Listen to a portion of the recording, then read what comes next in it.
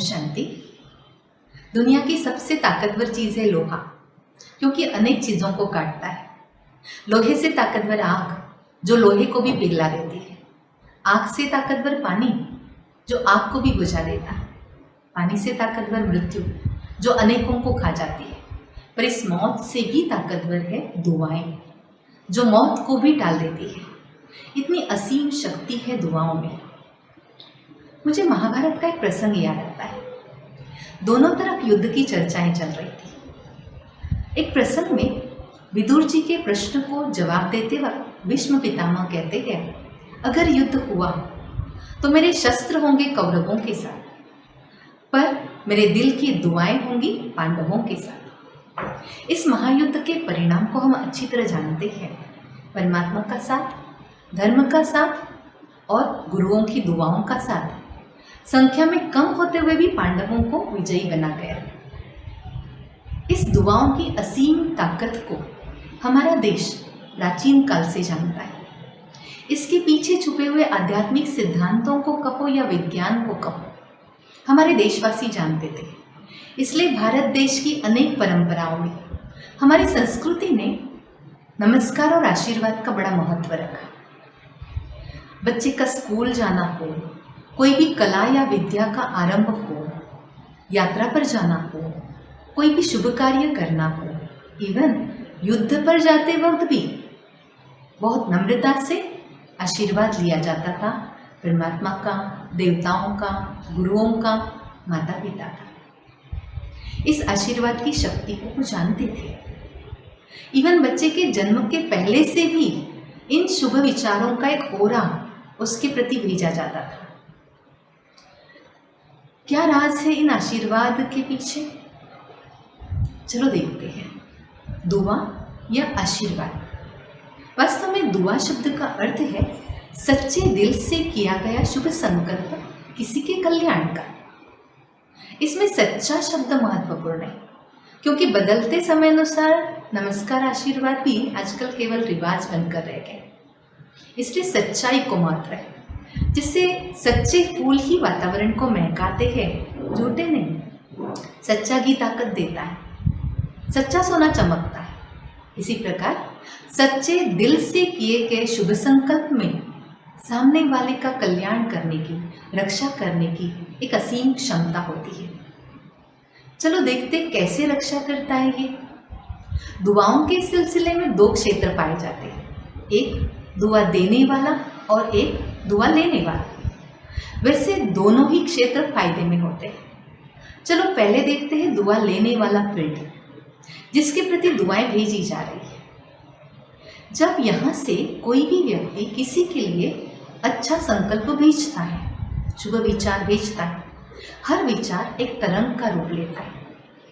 ये तरंग वातावरण में फैलते हैं और ये तरंग जिस व्यक्ति के लिए खास भेजे गए हैं, यात्रा करते हुए उस व्यक्ति तक जरूर पहुंचते हैं, उसके आसपास घूमते रहते हैं और उसके ओरा में समा जाते हैं। उसके आसपास का प्रभामंडल इन शुभ विचारों से शक्तिशाली बनता है। ये एक रक्षा कवच का काम करता है। कैसे? समझो उस व्यक्ति के जीवन में उसके पास्ट कर्म अनुसार कोई परिस्थिति या कोई विघ्न आता है, तो इसकी तरफ बढ़ने वाला ये विघ्न इस प्रभामंडल के अंदर पहले प्रवेश करता है। इस रक्षा कवच से गुजरते गुजरते जब तक वो उस व्यक्ति तक पहुंचता है, वो डाइल्यूट हो जाता है। अर्थात जिसको हम सामान्य भाषा में कहते हैं सूली से काटा। अर्थात बड़ी बात आती है, पर दुआओं की शक्ति से ये बड़ी बातें भी हल्की हो जाती है। या दूसरी पॉसिबिलिटी ये होती है कि ये जो शुभ भावनाएं उसके प्रति भेजी गई है, ये दुआओं का कवच उस आत्मा को, उस व्यक्ति को उस परिस्थिति से निपटने की क्षमता प्रदान करता है। वो आसानी से उस विघ्नों का सामना कर सकता है, इतनी शक्ति उसको प्राप्त होती है। तीसरी शक्यता ये भी होती है, कई बार ये दुआएं ब्रह्मांड से कहीं से भी उस व्यक्ति को आवश्यक मदद उस तक पहुंचाती है। तो देखा आपने कैसे रक्षा करती हैं दुआएं। और मैंने एक बात और नोट की है, ये शुभ संकल्पों का जो प्रभामंडल है व्यक्ति के पास जमा ये दुआओं का जो खाता है, ये अचानक उसके जीवन में कई सफलता के दरवाजे खोलता है। ये देखा गया है कि कई बार व्यक्तिगत मेहनत या व्यक्तिगत क्षमताओं से भी ज़्यादा अचानक कोई सफलताएं प्राप्त होती है, कोई स्थान प्राप्त होता है, यश, प्रसन्नता, खुशी की प्राप्ति किसी को होती है। यहाँ मैं ये नहीं कहना चाहती हूँ कि मेहनत नहीं करनी चाहिए।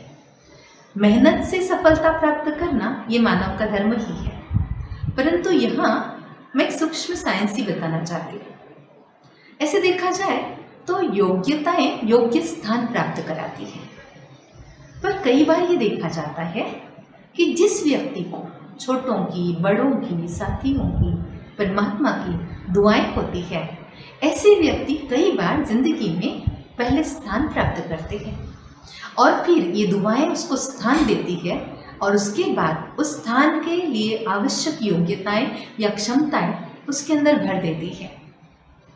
तो ये भी दुआओं की ताकत ही रही। दुआएं ऐसे ही नहीं मिलती, दुआएं खैरापत में नहीं बांटी जाती, दुआएं प्राप्त करनी पड़ती है। और देखा जाता है अच्छी सोच, अच्छे कर्म, अच्छी वाणी, अच्छा व्यवहार हमेशा दुआओं के पात्र बनाता है। ऐसे लोग जो हमेशा खुश रहते हैं, प्रसन्न रहते हैं, नम्रचित रहते हैं, आज्ञाकारी है, वफादार है, स्नेही है, मिलनसार है, सभी के दिल से उनके लिए हमेशा ही दुआएं निकलती है। ये नेचुरल होती है, ये सच्ची होती है। उसी के साथ साथ दुआएं कमाने का और भी एक तरीका है। किसी को समय पर दी गई मदद बहुत दुआएं जमा कराती है।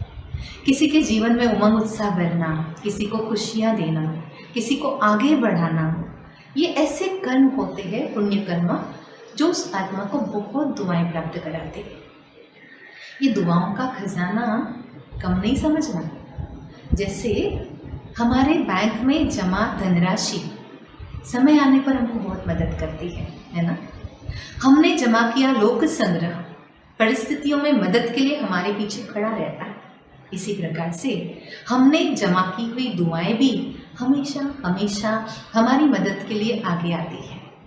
इसलिए व्यक्ति को इस दुआओं के खाते को बढ़ाने पर अधिक ध्यान देना चाहिए, क्योंकि आने वाले समय में शायद धन, शायद तन, शायद लोग, कौन कितना मदद कर सके पता नहीं, परंतु अगर हमने अपने जीवन में इन सुंदर दुआओं के खाते को बढ़ाया होगा तो निश्चित ही ये दुआओं का खाता हमारी आवश्यकता के वक्त हमारे पीछे खड़ा रहेगा।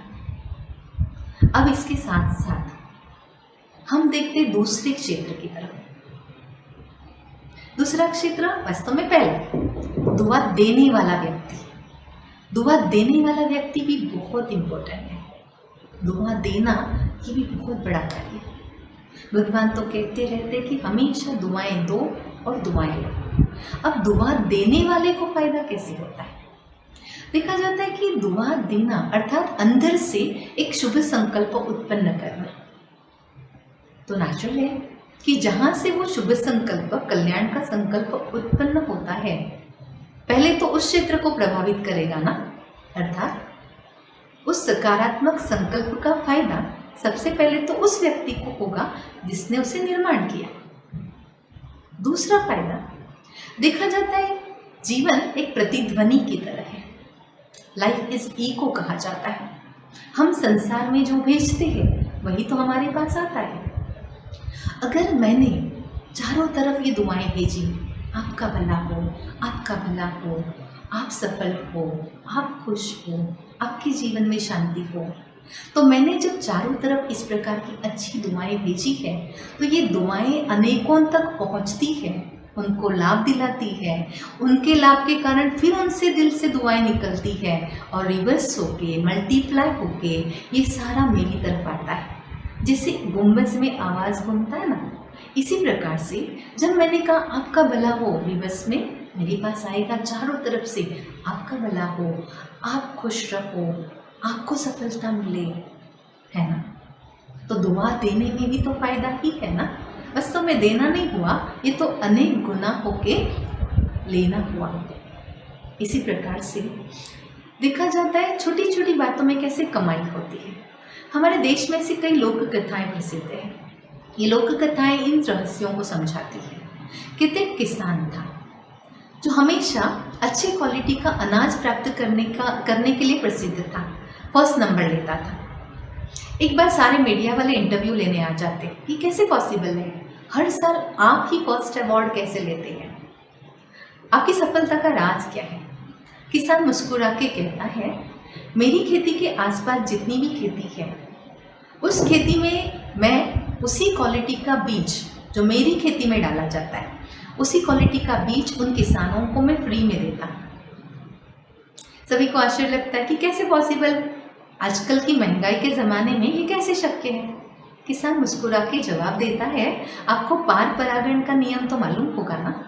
हवा के साथ बीज यहाँ वहाँ ट्रैवल करते हैं और जब ये परागण ट्रैवल करते हैं तो उसका असर खेतों में ज़रूर होता है। मेरे आसपास की खेती में अगर हल्के क्वालिटी का बीज होगा तो उसका असर मेरी खेती पर तो ज़रूर होगा ना। अगर मुझे अच्छी क्वालिटी का अनाज लेना है तो मुझे मेरे आसपास वालों को अच्छा अनाज लेने के लिए मदद करनी होगी। कितनी सुंदर बात सीखा गया ये किसान, है ना। अगर मुझे जीवन में शांति चाहिए, मुझे जीवन में प्यार चाहिए, मुझे जीवन में सफलता चाहिए, तो पहले तो मुझे ये देना सीखना होगा। मैं दूंगा, वही अनेक गुना होकर वापस मेरे पास आएगा। आसपास जो मेरे व्यक्ति है, मेरे संबंधी है, जो नित्य मेरे साथ है, उनको शांति से जीने के लिए, प्यार से जीने के लिए मुझे मदद करनी होगी। और सबसे बड़ी मदद होती है शुभ संकल्पों की। संकल्प ही कर्म में आते हैं और इसलिए यही है दुआ देने का फायदा। जीवन में कुछ लक्ष्य बना लेने से भी बहुत फायदा होता है। अगर हम जीवन में लक्ष्य बना ले कि मुझे दुआएं देनी है और दुआएं लेनी है, अगर दुआ लेने का भी लक्ष्य रखते हैं तो दुआ लेने का लक्ष्य मुझे एक अच्छा व्यक्ति बनने में मदद करता है। क्योंकि जब मैंने निश्चित किया कि मुझे दुआएं लेनी है तो मेरे सामने वाला कैसा भी हो, उसके संस्कार कैसे भी हो, मुझे झुकना पड़े, मुझे एडजस्ट करना पड़े, मुझे हार माननी पड़े, लेकिन मुझे दुआ लेनी है, तो ये लक्ष्य मुझे धीरे धीरे गुणवान व्यक्ति की तरफ ले जाता है। अर्थात मैं एक गुणवान व्यक्ति बनने लगता हूँ। इसी प्रकार जब मैंने लक्ष्य लिया कि कुछ भी हो, किसी भी हालत में मुझे दुआएं देनी है, तो दुआ देने का ये लक्ष्य मुझे नर से नारायण, नारी से लक्ष्मी, अर्थात मनुष्य से देवता पद की प्राप्ति कराता है। कैसे? आप सभी जानते हैं, हमारे देश में जितने भी मंदिर हैं उन मूर्तियों के सामने लोग जाते हैं। किस लिए जाते हैं? दुआ मांगने जाते हैं। अब दुआ मांगने वालों में चोर भी हो सकते हैं, दुआ मांगने वालों में नकारात्मक वृत्ति वाले भी हो सकते हैं। ये सारे लोग जब उस समय दुआ मांगने जाते हैं, कम से कम उस समय तो अपनी नकारात्मकता को बाजू में रख कर जाते हैं। और सामने वाली मूर्ति ये नहीं सोचती कि ये कौन है, उसको ये पता है कि मुझे देना है, मुझे लेना है, और इसलिए उस मूर्ति से हर एक को कुछ प्राप्ति होती है। इसी प्रकार से जब हम लक्ष्य बना लेते हैं कि मुझे देना है, हर एक को मुझे दुआएं देनी है, तो ये दुआ देने का लक्ष्य मेरे अंदर एक ज़बरदस्त शक्ति निर्माण करता है। दुआ लेना एक अच्छे व्यक्ति की निशानी और दुआ देना एक शक्तिशाली व्यक्ति की निशानी है। आप कहेंगे इसमें शक्ति की कौन सी बात? निश्चित ही शक्ति की बात है। सामने वाला कैसा भी हो, सामने वाला शायद बद्दुआ भी देता हो, सामने वाला आपके साथ कैसा भी व्यवहार कर रहा हो, तो भी मेरे दिल से दुआ निकले चैलेंजिंग है ना।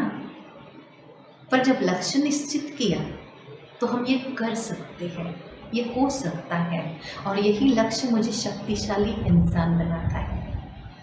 ये लक्ष्य निर्धारण करने के लिए मैं उसके फायदे को समझ लूँगा तो अपने आप कर सकूँगा। ऐसी कई घटनाएं याद आती है। एक बार बॉम्बे में दंगे फसाद हो रहे थे। एक डॉक्टर को इमरजेंसी फ़ोन आता है। घर वाले मना करते हैं पर डॉक्टर का कर्तव्य उसको रोक नहीं पाता है। वो निकलता है, बंगलों से बाहर अपनी गाड़ी निकालता है और गाड़ी बाहर निकालते ही कुछ समय में बंद हो जाती है। इतने में सामने से एक झुंड आ रहा होता है, या ये झुंड सुबह से अनेक गाड़ियां जला चुका था। ये गालियां देता हुआ झुंड आगे बढ़ता है। डॉक्टर एक आध्यात्मिक व्यक्ति थे, वो शांत खड़े रहते, स्थिर खड़े रहते। आश्चर्य ये होता है, ये जो जमाव था ये गाड़ी को जलाने के बजाय गाड़ी को धक्का मार के चालू करने में मदद करता है। कैसे हुआ ये? डॉक्टर का कहना था कि जब उस झुंड को मैंने देखा तो मुझे डर नहीं लगा। सबसे पहली यहाँ विजय हुई। डर इंसान की अंदर की ताकत को खत्म करता है, कम करता है, मौत के पहले ही मार डालता है। डॉक्टर का पहला सिद्धांत ये था कि वो डरा नहीं। दूसरी बात ये थी, उनका कहना था कि मेरे मन में उनके प्रति गुस्सा नहीं था, मेरे मन में उनके प्रति दया या रहम की भावना थी। मैं एक सेकेंड ये सोच रहा था कि परमात्मा इनको सद्बुद्धि दे। आप सोच सकते कि परिस्थिति कैसी थी, पर उस परिस्थिति में भी एक शक्तिशाली व्यक्ति का शक्तिशाली संकल्प केवल उसकी रक्षा ही नहीं कर गया, सामने वालों को शांत भी कर गया। हमें पता है, हमारे देश में हमने सुना हुआ है कि प्राचीन समय में जब ऋषि मुनि तपस्या करते थे तो उनके शांति के वाइब्रेशंस आसपास के खूंखार जानवरों को, सर्प, बिच्छू जैसे जानवरों को, शेर जैसे जानवरों को भी परिवर्तित करके शांत कर देते थे। वो भी अपनी क्रूरता को भूल जाते थे। इतनी ताकत है हमारे शुभ संकल्पों में। तो क्यों ना हम जागृत करें शक्तियों को। चलो लक्ष्य बना ले, मुझे दुआ देनी है और मुझे दुआएं लेनी है। मुझे एक अच्छा इंसान बनना है और मुझे एक शक्तिशाली इंसान बनना है। किन किन को दुआ दे? दुआ सबको देनी चाहिए। आशीर्वाद, दुआ, इसका एक रूप धन्यवाद भी है। जब हम दिल से धन्यवाद कहते हैं, ये भी उन सब के लिए दुआएं होती हैं। तो हमारे जीवन को बनाने में अनेकों के हाथ रहे हैं, अनेकों के साथ रहे हैं। उन सब को हम रोज धन्यवाद वाली दुआएं भेजें। किसी कवि ने क्या सुंदर शब्द कहे हैं, ऐ खुदा, ऐ खुदा, ये दुआ है तुझसे, ये दुआ है तुझसे, किसी को दुख न मिले मेरी वजह से, किसी को दुख न मिले मेरी वजह से। ऐ खुदा कर दे कुछ ऐसी इनायत मुझ पर, सबको खुशियाँ ही मिले मेरी वजह से, सबको खुशियाँ ही मिले मेरी वजह से। तो चलो आज हम इन दुआओं का अभ्यास करते हैं। वैसे तो रोज कुछ समय निकाल कर उन सभी के प्रति हम दुआएं भेजा करें। अभी योग के अभ्यास में हम देखते हैं कि किन किन को और कैसे कैसे हमें दुआएं भेजनी है। चलिए कुछ समय के लिए शांत हो जाते हैं, रिलैक्स हो जाते हैं।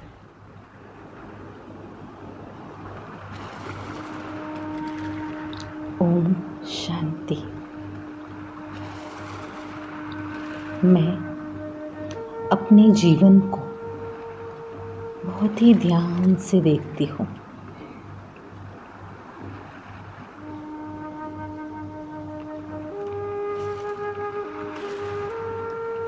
मैं अनुभव करती हूँ कि मेरा जीवन परमात्मा दुआओं की छत्र छाया में पल रहा है।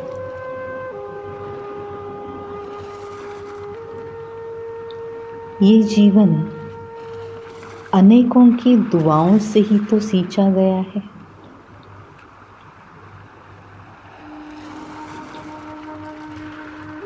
कुछ क्षण अपने अतीत पर एक नज़र डालती हूँ।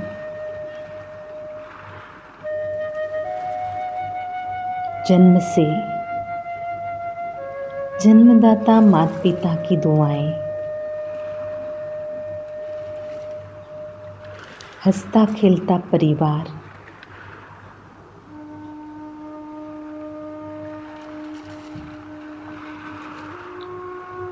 जीवन रूपी पौधे को सींचने में, खूबसूरत बनाने में, इन सब प्यारे रिश्तों का, दोस्तों का, हितचिंतकों का, सबकी दुआओं का साथ रहा।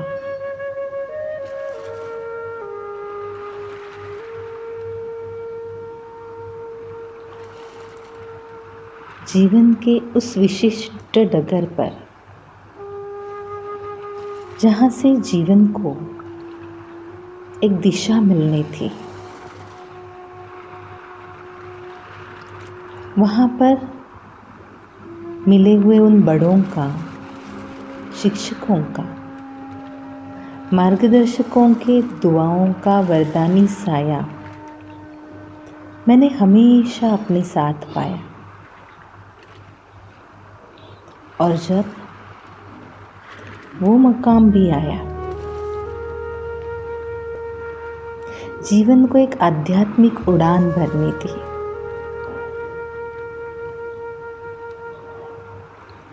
वहाँ मिले ऐसे परमात्मा के प्रतिरूप,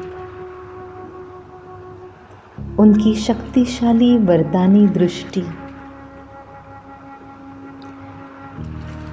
जिससे जीवन में एक चमक आई,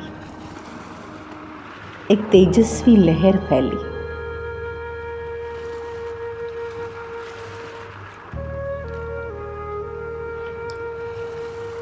जब कभी मैं चारों ओर देखती हूँ इस प्रकृति को, ये विशाल खुशहाल धरती जिसकी गोद में हम पल रहे हैं, ये लहराती पवन जिसके कारण आज भी हमारे श्वास चल रहे हैं, ये शांत नदी की धाराएं,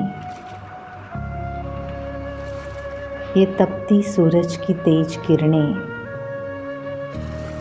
ये विशाल आसमान, इन 5 तत्वों के वरदानों को कैसे भला हम भुला सकते हैं, जो हमारे जीवन को चला रहे हैं।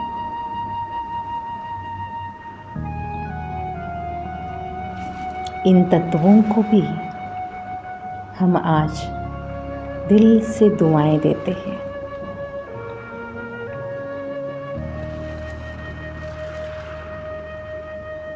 इस तत्वों से बने हुए शरीर को भी मैं दुआएं देती हूँ, क्योंकि ये शरीर ही तो साधन है हमारी साधना का।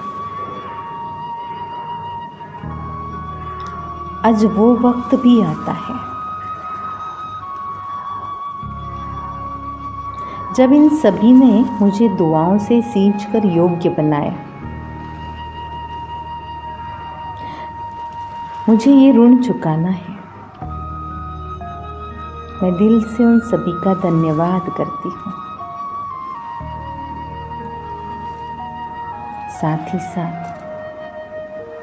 मैं दुआएं देती हूँ उन सभी परिस्थितियों को जिन्होंने मुझे अच्छे सबक सिखाए। मैं दुआ देती हूँ समय को जिसने हमेशा मुझे साथ दिया। उन सभी ज्ञात अज्ञात व्यक्तियों को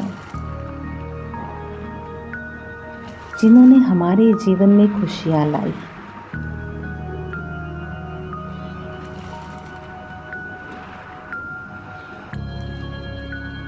मैं अपने आप को इस दुआओं के वलय में सुरक्षित अनुभव करती हूँ।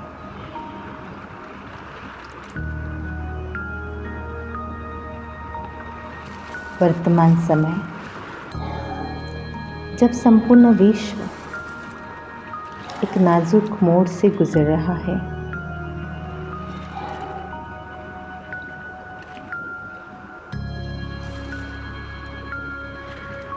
हमारा देश आज भी अनेकों की दुआएं ले रहा है।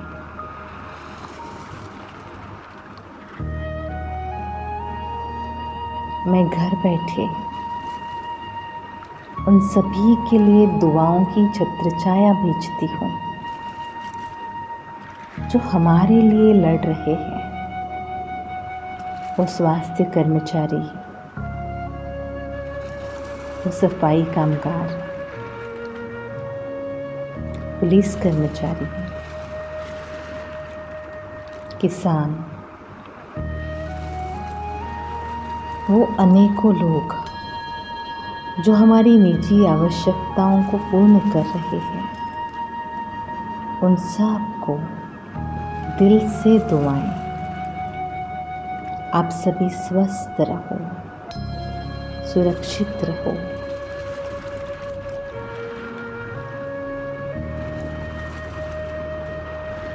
हम उन आत्माओं को भी दुआएं भेजते हैं जो बीमारी से लड़ रहे हैं। कुछ सेकंड मन को परमात्मा में लगाकर उस वैद्यनाथ से शक्ति लेकर ये शक्तिशाली किरणें उन सभी बीमार पेशेंट्स को भी हम भेजते हैं। वे जल्दी ठीक हो जाएं, स्वस्थ हो जाएं। ये सारा विश्व बहुत ही जल्दी एक स्वस्थ सुंदर विश्व में परिवर्तित हो जाए। ओम शांति।